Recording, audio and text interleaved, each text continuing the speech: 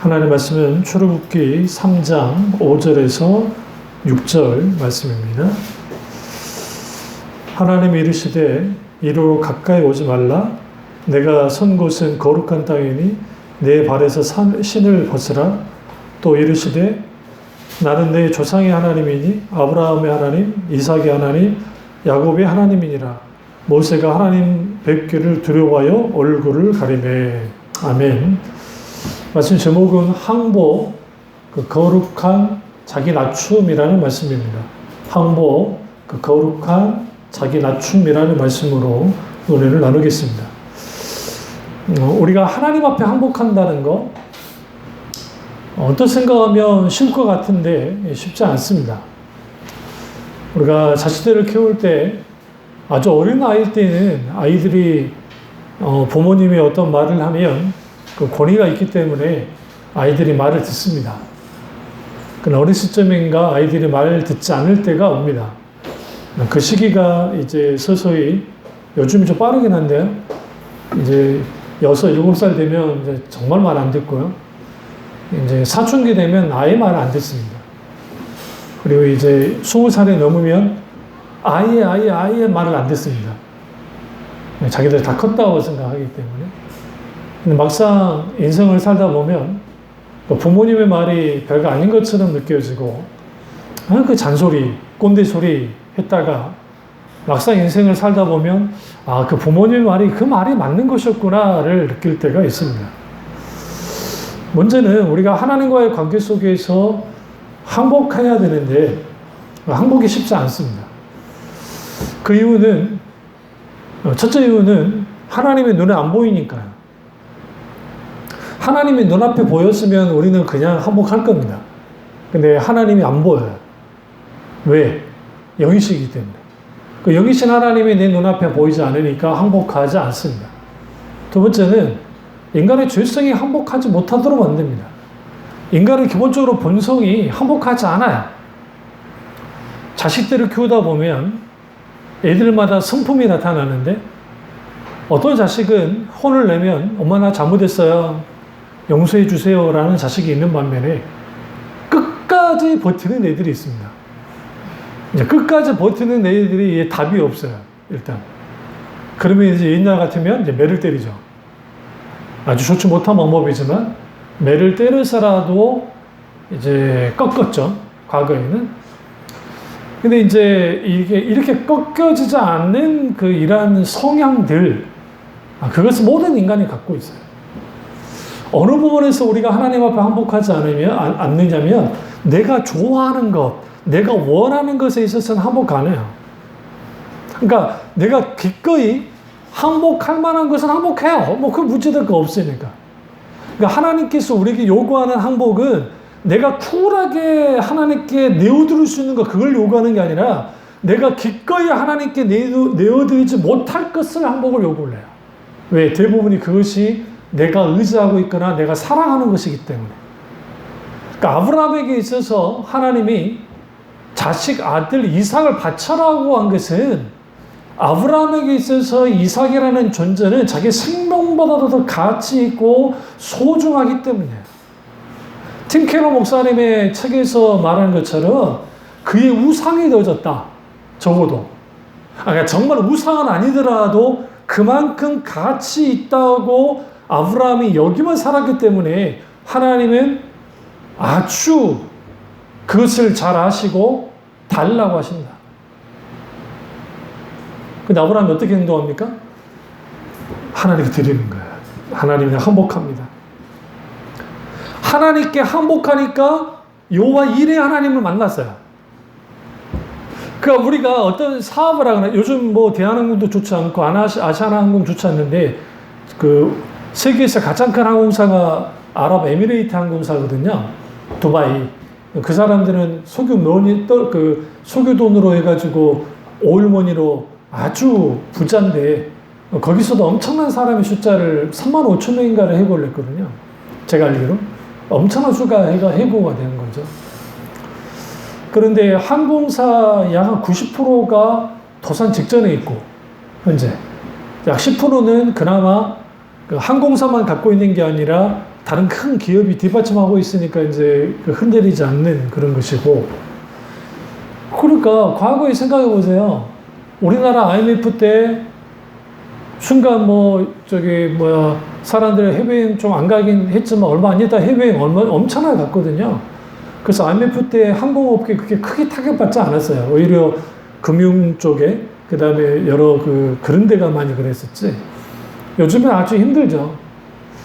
그러면 여기서 이제 우리는 알아야 돼요. 내 앞에 수많은 문제가 딱 발생되고 내가 감당하기 힘든 일이 딱 벌어졌을 때에 사람은 적어도 그 앞에서 하나님 앞에 이 상황이 정말 힘들구나. 그래서 내가 하나님께 두 손 들고 내가 항복할게요 하고 나오면 괜찮은데 힘들고 어려운 상황 속에서 자기 연민에 빠지고 자기 어떤 소위 말하는 이걸 뭐라고 하냐면 자기 침체, 깊은 심연의 어둠 속으로 툭 빨려 들어가는 사람이 있어요. 여기 이제 답이 없어요, 이제. 근데 이 답이 없는데 하나님은 거기서 답을 또 찾아요. 어떻게? 욥을 물고기 뱃속에 던지시고, 그래서 하나님은 어떻게 만듭니까? 하나님께 부르짖게 만들고, 찾게 만들어서 항복하게 하는 거예요. 그런데, 거기서 나오면 항복 안 해요. 욥이, 요나. 욥도 그렇고, 요나도 아주 깊이 하나님 하셨기 때문에, 욥을. 그럼 요나 같은 경우에 물고기 뱃속에 던져졌는데, 거기서 하나님께 항복하는 듯 했어요. 그런데 그가 밖으로 나와서는 다시 예전의 기질로 돌아갑니다. 이게 인간이에요. 항복은 그 거룩한 자기 낮춤이라는 게 우리가 기꺼이 항복할 존재에게 항복해야 돼요.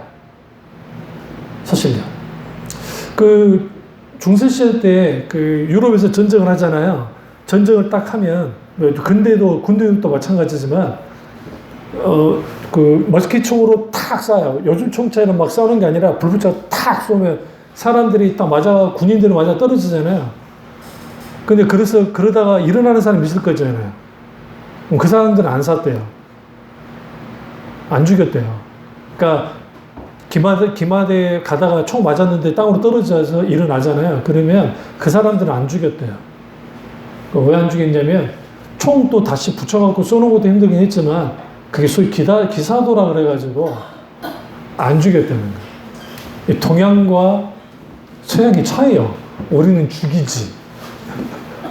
반드시 가서. 그러니까 우리가 승승장구하듯이 막 말 타고 이제 하나님 없이도 살 수 있을 거라 생각하고 막 가다가 세상이 쏘는 총에 아니면 자기 죄 때문에 맞아서 사탄에 의해서 기타는 상황과 환경과 여건 속에서 그런 일을 벌여져서 딱 떨어졌을 때 그때 하나님께 항복하면 되는데 두 손 들면 되는데 안 된다는 거죠. 왜 안 될까요? 우리 죄성 때문에, 우리 본성 때문에. 그러니까 우리가 자식들하고 이야기를 딱 나누다 보면 자기가 잘못했던 것에 대해서 인식하고 깨닫고 인정하면 괜찮은데 그게 안 됐을 경우에 참 깝깝해요.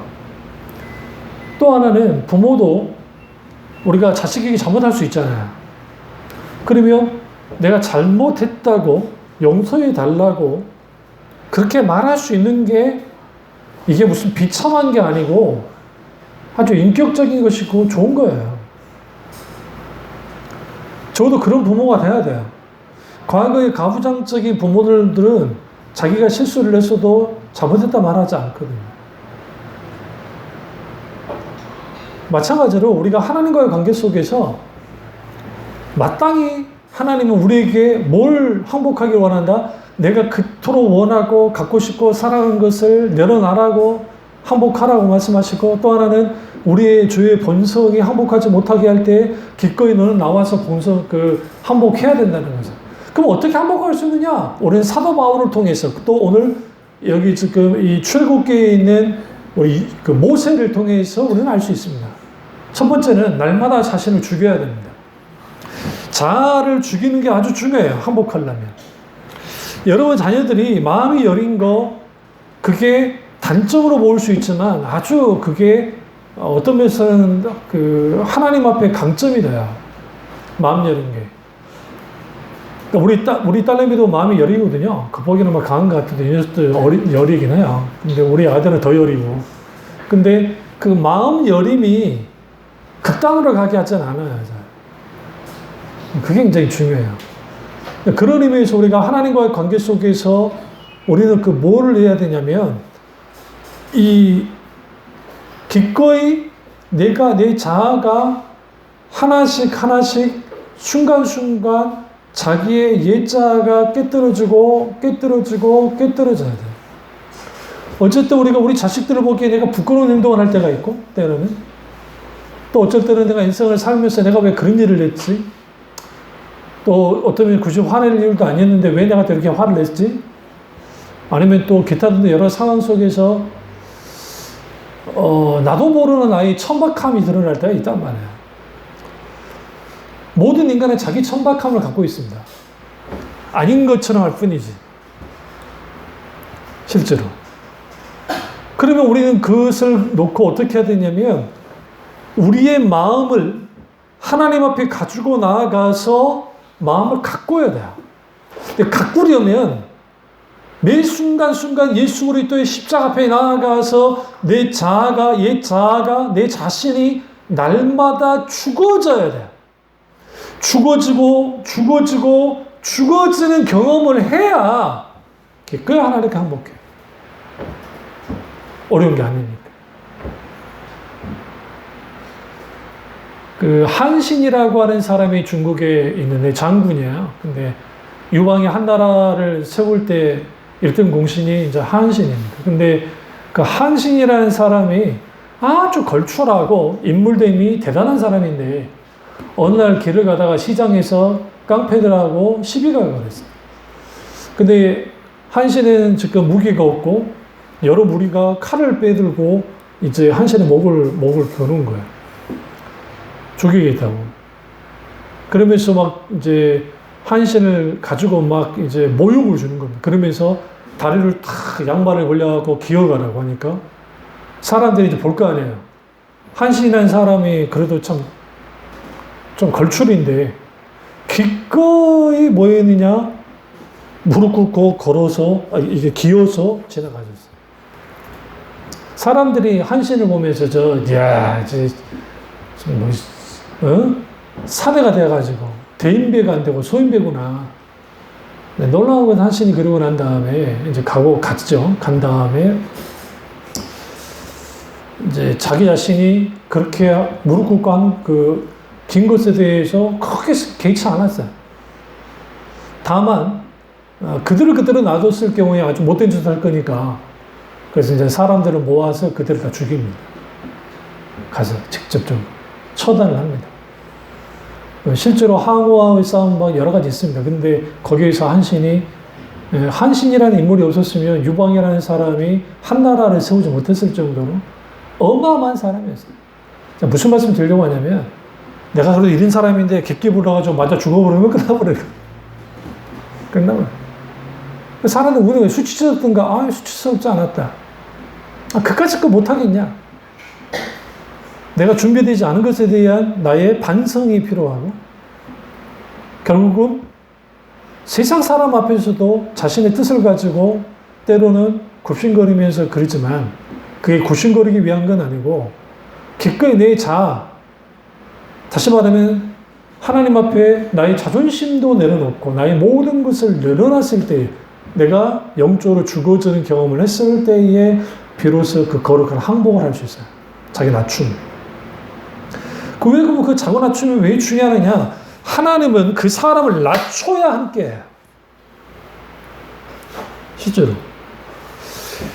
성경 보세요. 성경에 요셉과 하나님이 함께 하셨다 할 때에 요셉이 야곱의 아버지 집 야곱 안에서 떵떵거리면서 총무일을 하면서 아버지 집 총무일을 했거든요. 하면서 아주 그렇게 살았을 때는 하나님이 함께 했다는 말이 없어요. 성경 보시면. 없어요. 그런데 형들에게서 죽을 뻔하다가 보디발의 집에 잡혀가서 노예가 됐는데 하나님이 함께 하심으로 뭐였다? 그가 형통했다. 그러니까 너무나 많은 목사님들이 형통에만 막 설교를 해버리니까 그 형통도 그 형통이 아니에요. 그러니까 그 히브리어로 다음 주 요셉에 대한 설교를 하겠지만 그 형통, 성경에서 말하는 형통이라는 게 뭐냐면 그 바른 길을 가다. 그러니까 똑바로 가다. 뭐 그런 식의 어떤 그 말씀인데, 그 뜻인데, 하나님은 그렇게 하신 거죠. 그러니까, 요셉은 한없이 무너져야 자유인으로 야곱 족속이 아주 컸습니다. 괜찮았는데, 그 도련님이 하루아침에 노예가 됐고, 노예가 된 상태에서 이제는 요셉이라는 한 사람의 그 이름부터 시작해서 요셉의 모든 생애가 다 이제 끝난 거라 다름없는 완전히 짓밟혀진 그 속에서 하나님이 함께 하셨다는 거예요. 그러니까 우리가 왜 하나님께 항복해야 되느냐? 하나님께 항복해야 하나님이 함께 하시기 때문에. 하나님이 함께 하셔야 형통이 일어나니까. 그 형통은 뭐냐? 하나님이 뜻하시는 바를 나를 통해서 이루는 게 형통이에요. 정말로. 저도 자식을 키우다 보니까 애들한테 해주지 못한 게 많은 것에 대해서 가슴 아플 때가 있어요, 솔직히. 내가 아주 부자여서 아이들이 원하는 대로 해주고 팍팍 밀어줬으면 또 괜찮을 수 있었을 텐데, 그 생각도 들고. 근데 반대로 생각하면 내가 팍팍 밀어줄 수 있는 부모라고 해서 그게 다 충족이 될까? 그렇지는 않을 것 같아요. 사람은 끝이 없기 때문에 이 정도 해줘도 더 해주고 더 해주고 더 해줘도 끝이 없죠. 마찬가지로 우리가 나의 모자람이, 나의 상태의 아주 밑바닥이 오히려 하나님 앞에 항복할 수 있는 절호의 기회고, 내가 기꺼이 하나님 앞에 항복함을 통해서 하나님이 나와 함께 하신 다음에 얼마나 감사하겠어요. 우리 아들이 가는 곳마다 환영을 해주고, 가는 곳마다 편하고, 가는 곳마다 그러면 하나님께 기도 안 할걸요? 이 녀석도 기복이 어느 날에는 목소리가 다 죽어가는 목소리가 나오고, 그럼 마음이 상해요. 나 밥 먹다가 탁 얹힐 뻔했잖아. 그렇다고 밥을 멈추지는 않았어. 먹고는 살아야 되니까. 밥맛이 뚝 떨어지긴 했지만. 근데 어제는 목소리가 그나마 좀 괜찮다. 그러면서 무서운 게 뭐냐면, 그래. 하나님은 우리에게 때로는 권고한 날과 형통의 날을 같이 주셔서 결코 우리를 교만하게 하지 않게 하고, 너무 또 고통만 늘 그려버리면 좌절하니까 하나님도 그거를 그렇게 하시진 않으시고 우리를 다루시는데, 중요한 것은 어떤 상황과 환경과 여건 속에서 하나님께 기꺼이 항복하는 거야. 우리가 하나님께 항복한다고 해서 부끄러울 거 없잖아요. 하나님께 항복한다고 자존심 상할 건 없잖아요. 그런데 왜 우리 항복하지 않느냐? 우리 자아가 살아있어서 그래. 그래서 우리 이 자아를 죽여야 돼. 예수 때 시작 앞에 나아가서 죽이고 하나님 앞에 끝없는 회개를 통해서 내가 계속적으로 저의 회개와 저의 용서 속에서 있게 되어지는 그 회심의 놀라운 은혜가 우리한테 있게 되어지면 항복해요. 항복해. 세 번째는 우리가 갖고 있는 근본적인 그 기질 혹은 정서가 바뀌어야 돼요. 그러니까 정서가 바뀌지 않으면 우리는 절대로 하나님께 항복하지 않아요. 어떤 정서냐면 우리는 하나님이 주신 신앙의 정서가 우리를 지배해야 돼요. 말은 하나님께 항복하겠습니다. 옛날에 그랬잖아요. 우리 두 손 들고 만세 반서 열리니 내가 들어갑니다. 창에 허리 상하여 물과 피를 흘리 하면서 예전에 서쪽 하늘 붉은 노을 영문 밖에 비치느라 두 손 들면서 아버지 항복하겠습니다. 열악하온 두렵게 하는데 문제는 뭐냐면 삶 속에 항복 안 해요. 안 해. 명심하세요. 나이 들수록 싸나워지지 맙시다. 할머니들이 싸나워. 그러니까 저 가게 양반들이 싸나운 이유가 있어요. 할머니들이 싸나우니까 더 싸나워야 잡으시니까. 툭툭 하잖아요. 툭툭. 막 툭툭거려, 그냥. 아니, 내가 봐도 말도 안 되더라고. 할머니가 말도 안 되는, 몇 번을 말씀드리는데도 똑같은 말하고, 왜 안 되냐고. 재난기금 안 된다고 하는데도 왜 안 되냐고. 앉아가. 뒤에 줄 서 있다가, 계란 좀 살라고 있다가, 내가 대신 내가 돈을 드릴 수도 없고, 이거. 아이고, 나 진짜. 그래도 손품 좋은 그 직원은 그래도, 어머니, 안 돼! 그러면 되는데, 안 되니까! 가면 저리가 안 파요! 뭐, 그러버린다고. 그러면. 성질 있는 할머니는 어떡해요? 니가 뭔데 큰 소리냐 하면서 또 그래서 막 그러는데. 왜 자꾸만 우리는 싸나워질까? 왜? 정서예요, 정서. 우리가 너무 치열한 삶을 살잖아요. 요즘 사람들이 다 좀 코로나 때문에 솔직히 우리 활동이 많은 부분에서 제약을 많이 받잖아요. 제가 이제 산에 그때 운동하러 갔을 때 보니까 그래도 처음으로 해가 지기 일보 직전에 한번 갔었는데, 그때 참 좋대. 일단 사람이 없어서 좋더만. 마스크 거의 안 써도 되고. 거기서 마스크 하나 귀에다 걸다가 또 손에 쥐면서, 왜? 그래도 마스크는 가지고 다닌다는 사인을 보여줘야 되니까. 그래서 일부러 흔들어 가면서 이제 보여주고 가는데, 깜깜해지는데 사람은 없어도 괜찮고, 쭉 하는데 어떤 젊은 아가씨 하나가, 그래도 이제 시간은 8시 정도 되고 하니까 그렇게 문제될 건 없겠지만, 그래도 한적한 곳이라 좀 위험하게 있더라고요. 근데 노래를 부르고 내려오는 거예요. 뭔 노래인지 모르겠지만, 그때 딱 봤죠. 아주 유쾌한 아가씨구만. 그러고 이제 툭 지나갔는데. 왜 이렇게 산이라든지 또 자연을 접하고 막 그러면 사람들이 정서적으로 그렇게 되냐면 그 이유가 있어요. 시각, 후각, 촉각이 다 살아나요. 우리 다니면서 바람 막 느낄 일 별로 없잖아요. 그냥 바람 부는가 보다 지나가고. 해가 지는지, 해가 뜨는지 그런 거는 우리가 그냥 오늘 하루 시작되는가 보다, 오늘 하루 끝난다, 그 정도지. 근데 어떤 디자인에 나가면 그런 것들을 보면 이게 다 사람이 정서적으로 쭉 되죠.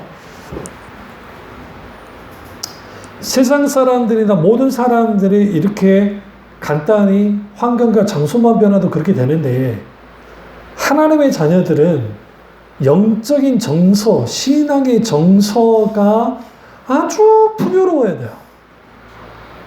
무슨 말이냐면, 요즘 뽕짝이 유행한다고 뽕짝만 듣고, 그 다음에, 클래식 음악들, 그런 거 듣는 것 자체는 잘못된 게 아니니까. 그렇지만, 우리는 적어도 내 신앙에 있어서 아주 정서적으로 채워줄 수 있는 깊은 찬양들을 많이 들을 필요가 있어요. 솔직히.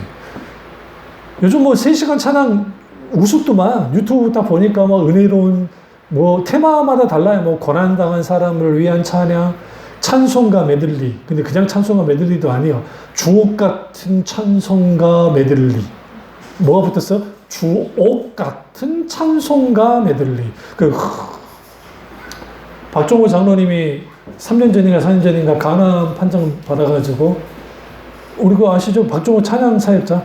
여호와 우리 주여, 주의 이름이, 그런 분이 있어요. 내가 흉내 낸가요? 근데 그 찬양 불렀대요. 그 장로님이. 따님 2분이 간을 아버지 위해서 떼어서 이식하셔가지고 조금 이제 많이 좋아지셨어요. 근데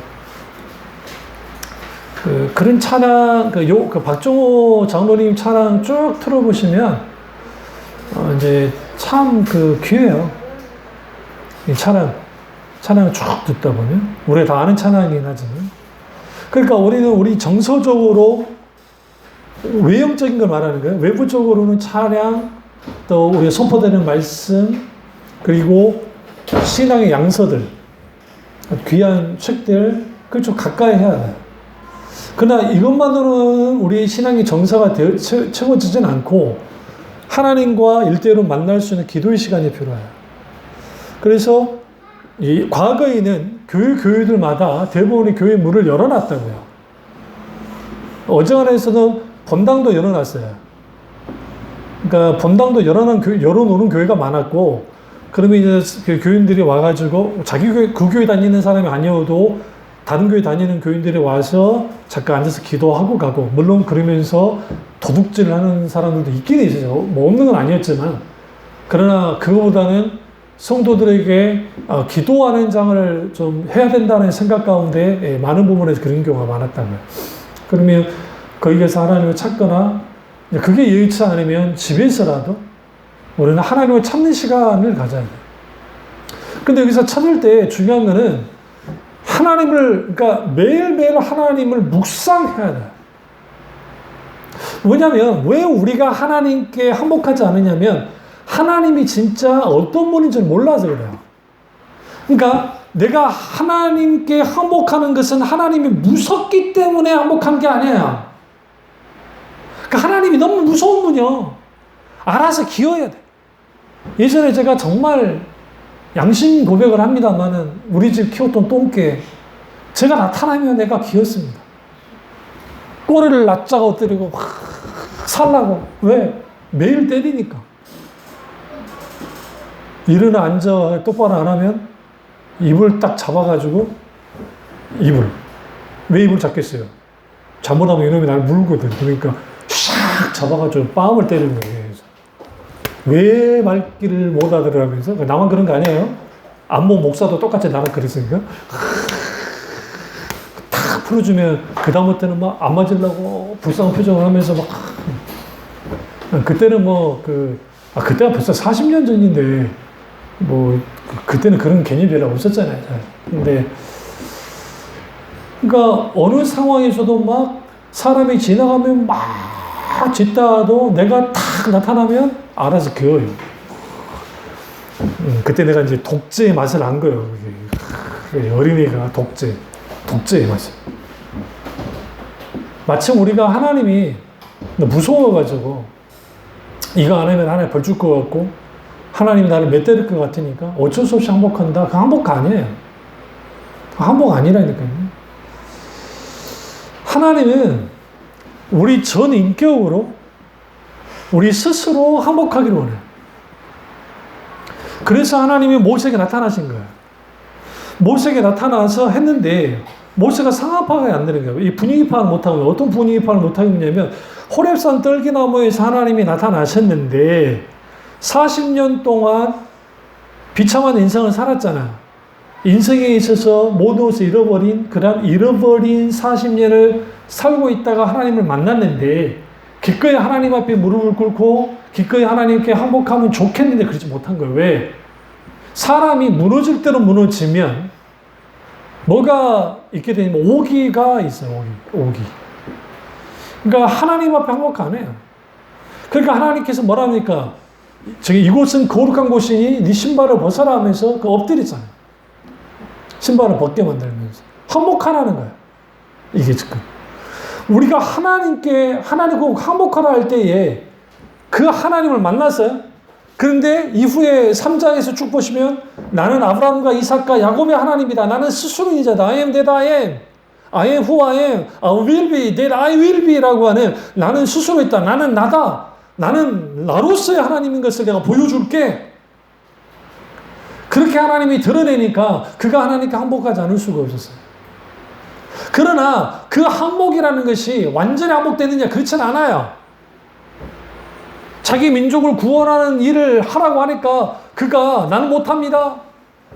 나는 입이 둔해서 안 됩니다. 나는 능력이 안 돼서 안 돼요. 하나님 내가 못합니다. 그 하나님 이렇게 말하잖아요. 내가 누가 니한테 해라 하디? 내가 한다고 그랬잖아.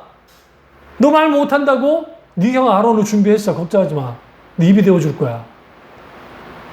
능력 없다고 하니까 하나님 뭐라 합니까? 내 지팡이 있지? 지팡이 손 들어봐. 지팡이를 딱 하니까 갑자기 지팡이가 뱀으로 바뀌기도 하고 지팡이를 통해서 막 문둥병이 지금 말 피부병이죠? 생겼다가 없어지게 하고, 이게 내가 나의 지팡이로, 이걸 능력의 지팡이로서 내가 사용하는 거야. 뼈도 박도 못하게 된 거야. 왜 우리가 하나님께 항복해야 되느냐? 그래야 기고생 안 해요. 정답. 기고생 안 하려면 빨리 항복해야 돼. 그러니까 어떤 사람이 복 받은 사람이 있냐면요. 내가 사업을 하다가 승승장구했는데 사업이 망했어. 근데 거기서 하나님을 깊이 만나서 내가 하나님을 잘 믿게 됐어. 우리는 그 뒤에 거를 이제 기대하잖아요. 그리고 내가 사업이 재개해가지고 잘 나가. 그게 간증의 요지잖아요. 근데 그런 사람들 얼마나 많겠어요? 그렇게 많지 않아요, 솔직히. 내가 사업이, 그러니까 우리 무슨 TV 종편에서 서민갑부라는 프로그램이 있어요. 제가 어쩌다 한 번씩 보는데, 그 보면 대부분 다 사연들이 있어요. 스토리가. 뭐 했다, 회사가 망하기도 하고, 막 자기가 했던 게 망했다가 이걸 다시 해서 신기일전 해가지고 다시 이걸 했다. 그럼 당연히 PD나 작가가 그런 스토리 있는 사람을 섭외를 해서 한 거기 때문에 당연히 그 내용이에요. 그러나 우리 인생들도 대부분 다 보세요. 그렇게까지 즐기에 성공한 사람들 그렇게 많지는 않아요. 오히려 그런 상황에서 여전히 내가 잘 나갔으면 하나님을 믿지 않을 사람인데 지금은 내 형편이 좀 힘들고 어려울지라도 그래도 하나님을 만나서 내가 하나님께 손들고 나와서 천보여 오지옵소서 손들고 옵니다. 주나를 막대하시며 내가 어디로 가오리까 라고 하는 그러한 신앙 고백 속에서 내가 하나님을 만나고 내가 그렇게 살아간다면 그 사람은 복 받은 사람이에요. 신원에 복이 있어요. 신원이니까 우리 신원 에베네셀 그 기업이 있잖아요. 여기 신원이라는 것은 하나님이 갚아주신다. 우리 당대에 갚아지지 않으면 하나님은 그 자녀를 통해서도 갚고 그 자녀를 통해 갚지 않으면 그 손주 때에도 하나님은 갚아주세요. 대한민국이 이렇게 누리고 사는 거 좀 G11에 들어갈 수도 있다고 그러잖아요. 트럼프에 의해서. 일본이 난리가 났잖아요. 자존심이 상해가지고. 우리가 G7이었는데 다른 나라는 들어와도 되는데 대한민국 들어오면 안 되거든. 그러니까 아베가 미쳐가지고 지금 막 그거는 아닌 것이지 아닌가 트럼프 눈치 보면서 아닌 거는 아닌 것 같다 막 그런 식으로 하고 있고 그 문재인은 서듯 안 받아줄 줄 알았더니 문재인 대통령이 우리는 할게. 저거 잘했다고 생각해 그거는. 우리 못할게 뭐가 있어. 그게 우리나라예요. 근데 우리나라가 지금 이렇게 되는 게 뭐예요? 우리 믿음의 선배들의 피땀 흘린 중보기도 그 열매를 이민족이 지금 따먹고 있는 거야. 우리가 잘나서 그런 게 아니에요. 지금 현재 이게 잘나가지고 막 그런 게 아니에요. 사실은. 그런 것처럼 우리 기꺼이 꼿꼿이 들고 하나님 앞에 내가 뭐 하느냐? 하나님 그거 아닙니다. 그러면 안 돼요. 그럼 정서가 바뀌어야 돼. 정서는 그 마음인데 우리 마음이 부드러운 마음으로 바꿔져야 돼요. 우리는 한결같이 하나님 앞에 부드러운 마음이 돼요. 우리 딸내미는 너무 챙겨주면 뭐라 그럽니다. 우리 아들은 챙겨주면 괜찮아요. 성향이에요. 내 판박이에요. 우리 어머니가 나를 챙기면 챙긴 거는 고마운데 그게 나한테는 간섭으로 느껴져. 간섭은 아닌데 지금 생각하면 간섭은 아닌데 하나 지금 알았어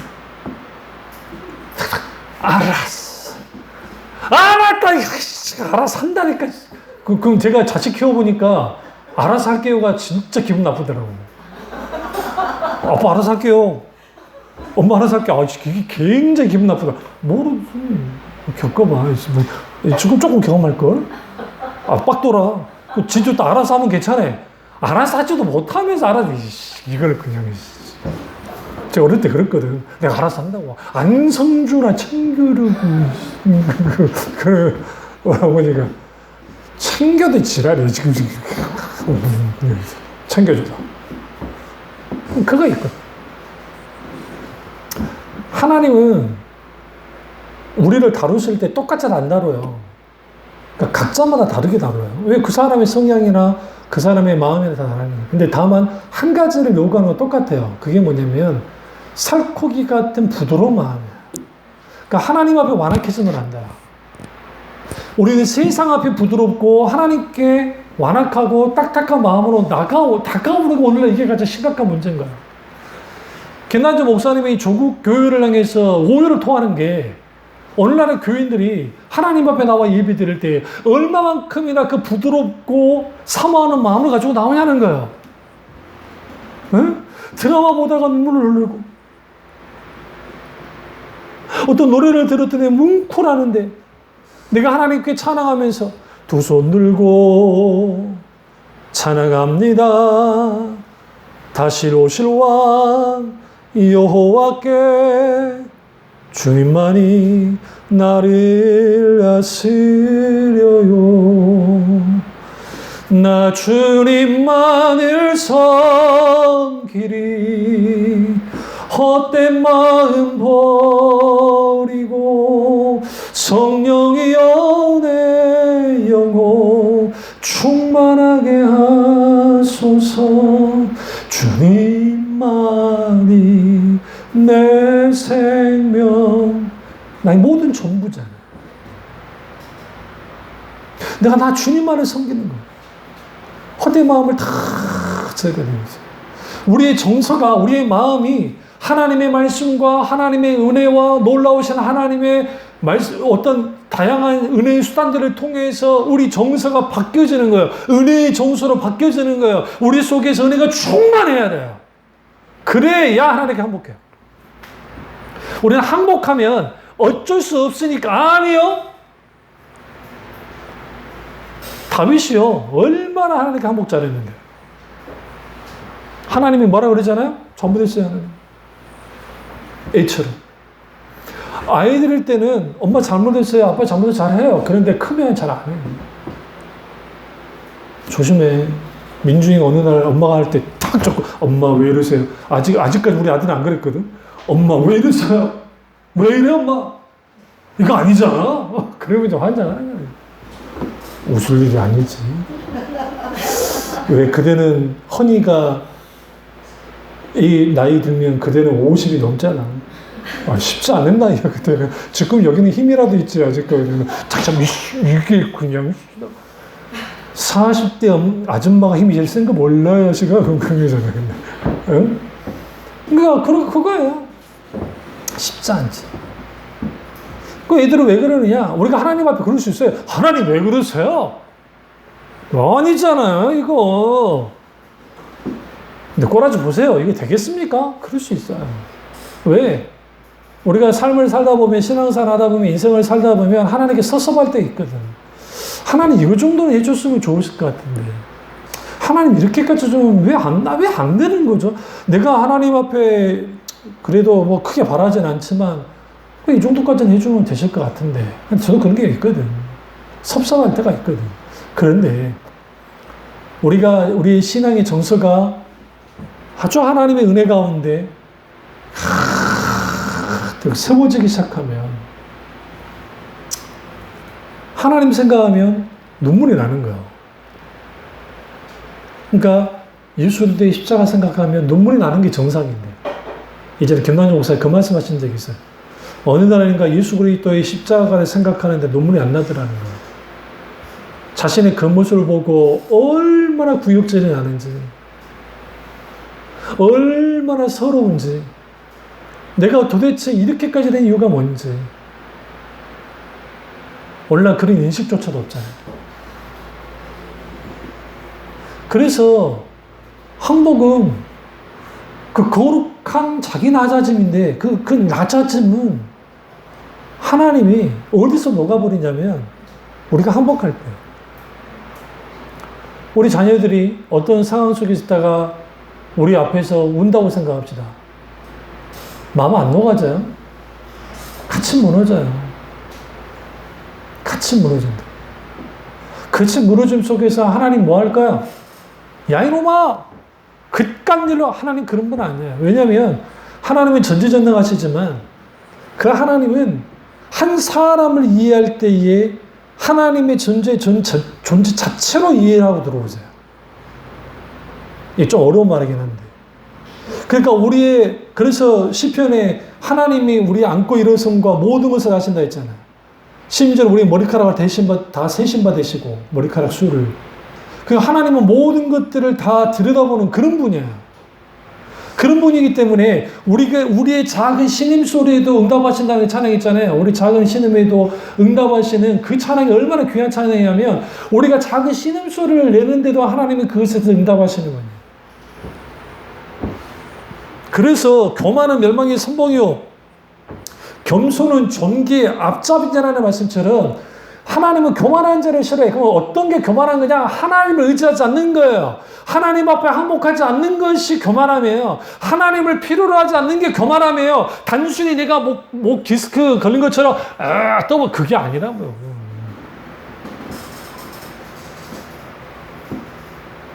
오늘 이 본문에서 이 모세가 호렙산에서 처음으로 그 인생 처음으로 신발을 벗어봅니다. 이게 멋진 경험입니다. 저나 여러분이나 하나님 앞에 신발을 벗는 경험이 필요합니다. 그럼 우리는 신발을 벗었다니까 별 생각이 없는데 고대 사회에서 고대 근동에서의 신발은 어떤 의미를 갖고 있냐면 신분을 상징해요. 신분. 우리나라는 그러니까 동양에서 특별히 우리나라 같은 경우에는 노예라 할지라도 신발은 줬어요. 집단으로 집세기로 집신을 신도록 하더라도 신발을 줬던 나라가 우리나라예요. 그러나 고대 운동에서는 노예에게 신발 주지 않아요. 왜? 도망갈 수 있으니까. 일단 도망. 그래서 맨발로 다니면 노예인 걸 다 알아요. 또 하나는 신발은 그 말 그 자체로 신분을 뜻하는데 존귀한 자만이 신발을 신어요. 그러니까 그 탕자의 비유 속에서 아들이 딱 돌아왔을 때 새 신을 신기잖아요. 그 새 신을 신기는 이유가 뭐냐면 지금 이 아들이 신발이 다 헤어질 수도 있지만 신발조차도 갖추지 못하고 왔을 확률이 높아요. 왜? 거의 주업연매를 칠 만큼 노예를 전락한 사람입니다. 거의. 노예까지는 아니더라도. 그런데 하나님께서 잘 생각해보세요. 모세가 출생은 히브리인의 그 요게벳의 아들이긴 하지만 그러나 사실 그는 바로 공주의 아들로서 자라났기 때문에 신발은 당연히 늘 신고 있던 사람이에요. 도망칠 때도 신발을 신고 도망쳤어요. 그리고 이드로 집에 있는 그 십보라를 만나는 과정이 보이잖아요, 성경에. 그 과정 속에서 거기에 하루아침에 장가를 들었기 때문에 신발, 이드로는 족장이었기 때문에 신발을 자기가 벗을 일이 한 번도 없어요. 그러니까 신발을 신고 사는 사람이었다는 거죠. 그런데 호렙산 떨기나무 갔을 때 자기 신을 벗어야만 했어요. 이게 아주 중요해요. 하나님은 우리의 배경, 우리의 살아왔던 그런 것 다 관계없어요. 일단 하나님 앞에 서면 우리는 그 앞에 뭐 해야 돼요? 내 신을 벗어야 되는데 왜 내 신을 벗지 못하느냐면 신을 벗어야 될 이유를 모르니까 그래요. 모세는 몰랐어요. 그때 하나님 뭐랍니까? 카도시. 거룩한 곳이기 때문에. 왜 거룩한 곳이냐? 거룩하신 하나님이 이곳에 오셨기 때문에. 너는 신발을 벗어야만 해. 그러니까 신발을 벗습니다. 왜 우리가 하나님 앞에 항복하지 못하느냐? 거룩하신 하나님 만나지 못했기 때문이고 그 거룩하신 하나님이 얼마나 아름답고 놀라우신 분인지를 그분의 진가를 알지 못하니까 하나님 앞에 항복하지 않는 거예요.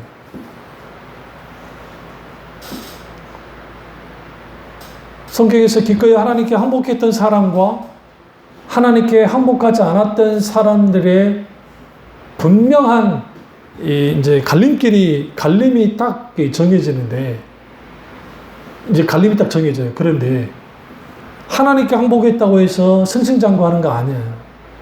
근데 우리는 그렇게 생각하는 코너잖아요. 오히려 그것 때문에 고통을 당해요. 모세의, 잘 들으세요. 40년 동안의 모세의 그 왕자 생활 얼마나 좋았겠어요. 로얄 패밀리인데. 다 해주지. 멋지잖아요. 정말 럭셔리하게 사는 거예요. 그러다가 하루아침에 데릴사위로 족장, 이드로 장로 족당 집에 가서 거기서 사위가 됐습니다.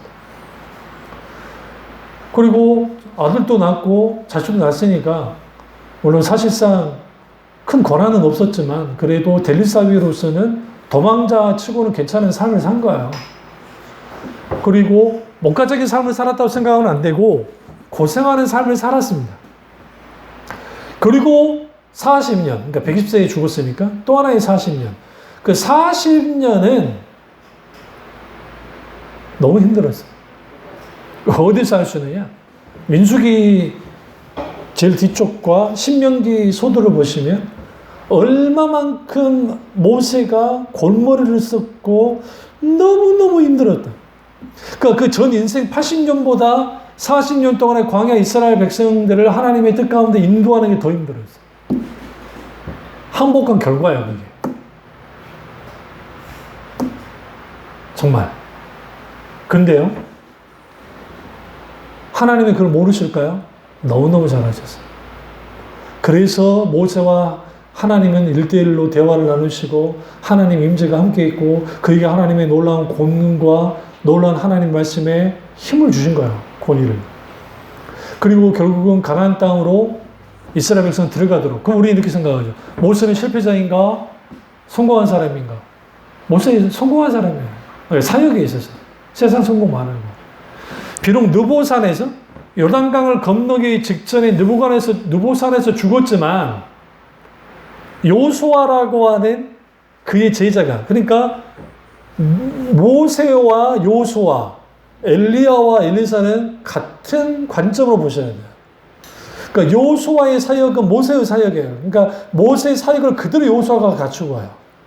그대로. 다를 게 없어요. 결국은 모세는 비록 죽었지만 느보산에서 그가 이때까지 했던 사역과 신앙의 방향성과 이 모든 것은 그대로 살아서 움직여요. 같이. 다시 말하면 죽어도 강력한 영적인 영향력을 끼쳤다고요. 하나님은 하나님께 항복한 사람들을 통해서 영향력을 끼쳐요. 저도 사실 내 서재나 서재라고 책장 안에 책들이나 그리고 여기 서재 교회에 있는 서재를 딱 보시면 목양실 안에 있는 책들을 보시면 지금 제가 주로 읽고 있던 그 책들은 대부분이 돌아가신 분들이에요.